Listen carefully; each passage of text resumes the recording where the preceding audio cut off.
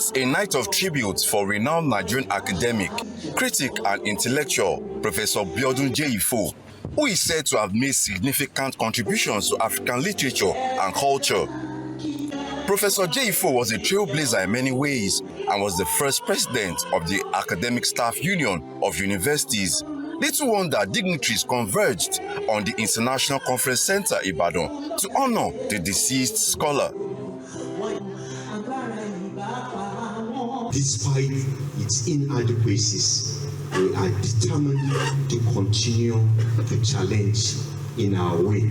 And moments like this reminds us how so backwards we are in challenging authorities starting from our universities. ASU will not be what it is today without the Biodun Jeyifos. ASU could never have been where it is today without him and many others that worked with him. We just signed an agreement about 3 months ago with the federal government of Nigeria. It was through collective bargaining. Professor Biodun Jeyifo, and I say this to his family, he laid the basis for collective bargaining for us. He sent me a cryptic note, so I had to call him.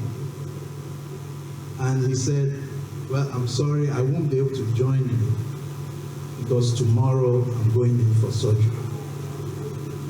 But that when he comes to town in December, he'll see us. Unfortunately, I never heard back from him until I saw the announcement of his passing. That is a pain I will carry forever. How can I hope to make that except to thank you for giving me time to practice for my retaliation a few years from now. So I promise. Èmi ti gòkè, ó ti gòkè odò, ká fara tó já.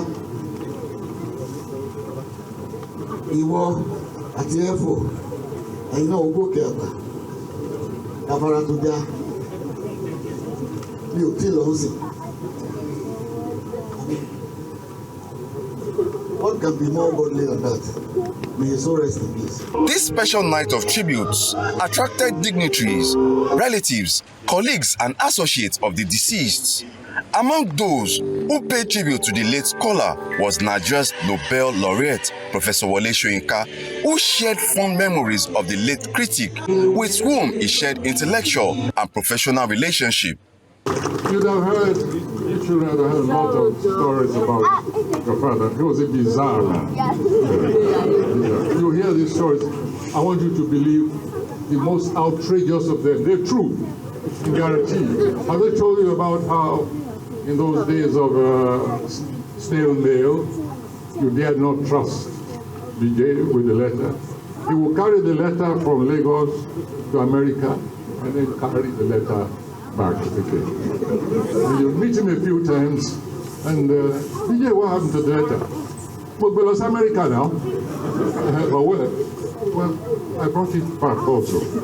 In the last 2 months before his death, so 8 weeks in a row, he began this practice. So I'll preface this by saying that I think my father knew that his time was near, okay, for a host of reasons.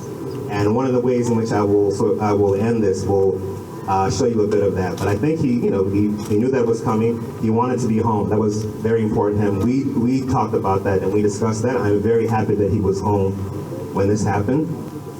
BJ had remained in our lives ever since.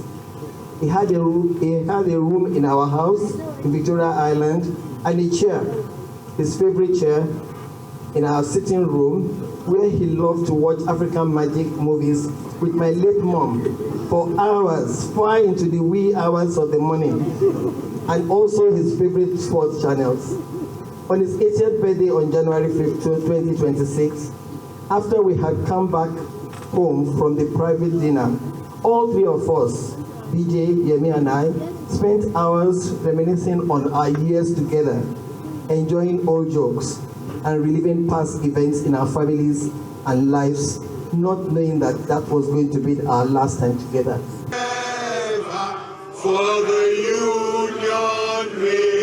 Affectionately referred to as BJ, Professor Jeyifo passed away on the 11th of February 2026 at the age of 80, leaving behind a legacy of intellectual rigor, academic excellence, and commitment to social justice.